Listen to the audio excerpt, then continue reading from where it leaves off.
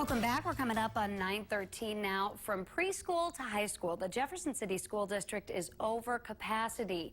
For years, the school board has been looking at ways to deal with space issues and limitations.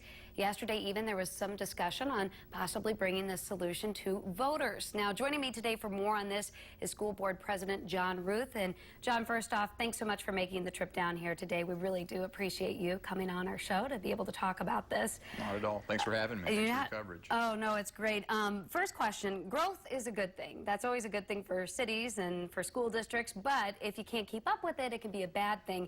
And that's something that you guys are dealing with right now. Kind of just talk about the problem in the school district. Well, sure, and looking at annual projections is something that we try to do regularly to keep up with that growth pattern that you see. A few years ago, though, we started to see some growth that really wasn't anticipated by any of the professionals who study, do our demography studies and look at our population growth.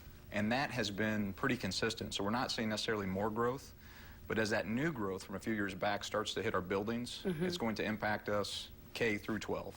And that's what we're seeing right now, and that's what we talked about a little bit yesterday. Yeah, kind of, let's talk about some solutions to this. Like you were saying, I know the ad hoc committee, they met yesterday to kind of talk about maybe what they could bring to voters in terms of solutions. So what are some proposals in terms of, buildings? Could we expect new buildings? Kind of talk about that. Sure. Well, in November, a long-range planning committee that the board commissioned, made up of different stakeholders in the community, brought forward a proposal to address our space needs today, but for the next 20 years. That was really the charge of that group, and they did a really nice job. A lot of different points of view, and obviously there's different ways of tackling every solution. So we've tried a couple of those in the past. The main goal then is to move to something that voters can support, and doing something really is becoming critical because of that space growth that we just talked about. So the committee's recommendation, the long-range planning committee in November, was to build a second high school, to renovate the current high school, to have two that are as equal as they can be, about 1,500 students apiece, and then having room, if there should be more growth in the community, to go up to about 1,800. But the other piece of the proposal that I think is lost on the community sometimes as it relates to our other need, our other space growth, is in those elementary areas. And so another piece of the immediate need is a new elementary building, to bring a 12th elementary school online, because the first growth that really was kind of surprising was in that kindergarten class.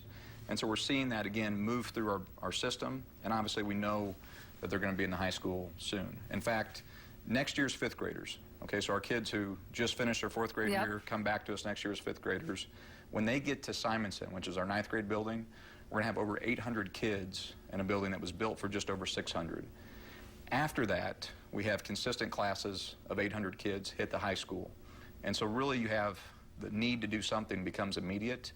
And so we're talking about when do you go to voters to ask for approval, and really looking in the committee format to say, what's the construction timeline to build a second high school, and then backing up from there. And so what the committee talked about yesterday was supporting the recommendations of the community committee, the long-range planning committee, to build a second high school, to renovate the current facility as well.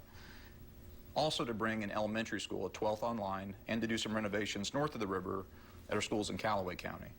A lot of folks would be surprised to learn that our newest elementary building, Pioneer Trail, which opened just a few years ago, opened over capacity.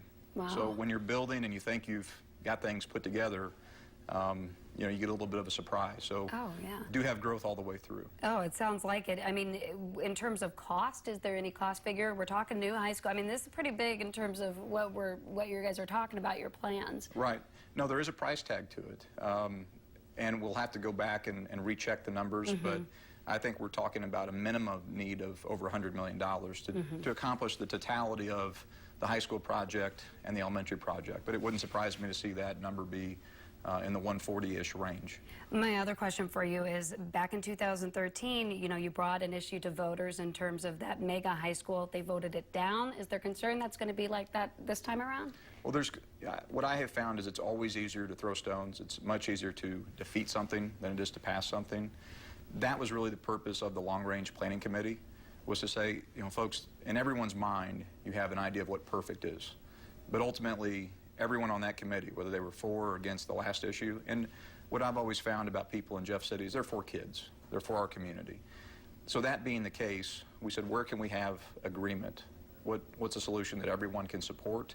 And this is what came out of that committee, and you're starting to see the board recognize that it's a strong proposal. That's the work that we've been doing in the ad hoc committee. So we hope to bring that to the full board. We've also got a new superintendent who started his position July 1, and Larry Linthicum is his name. He comes to us from Maryville. He's very well thought of, and we're excited to have him. So he'll kind of have to hit the ground running as the board and community have been working through these space needs.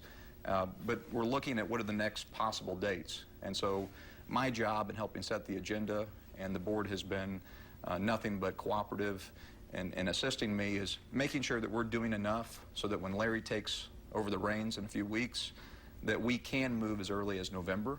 That'd be the first possible date. Of course, if for any reason we need to slow down, we're just early, and that's okay. But so we can always go later, but we're trying to get in front of these kids who are coming, especially to our 9th grade building. Yeah, a big thing that you need to do right now. Well, I appreciate you coming down here to talk about this, and something that we will follow throughout the end of the process. Thanks again for having me. Thanks for following the needs of the district. Yeah, no problem. Thanks so much, John. Well, now here's Brittany with a look at the